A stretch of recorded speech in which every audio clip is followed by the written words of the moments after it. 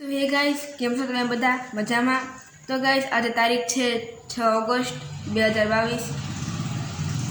Guys, આજે મારો પહેલો વ્લોગ છે. તો ગાઈસ, આ જ રીતના સપોર્ટ કરતા રહેજો.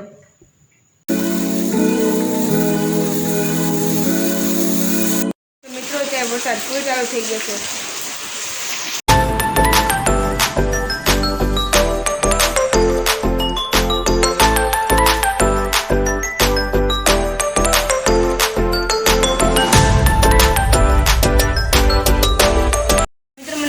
જણાવજો તમારી સિટીમાં વરસાદ છે કે નહીં.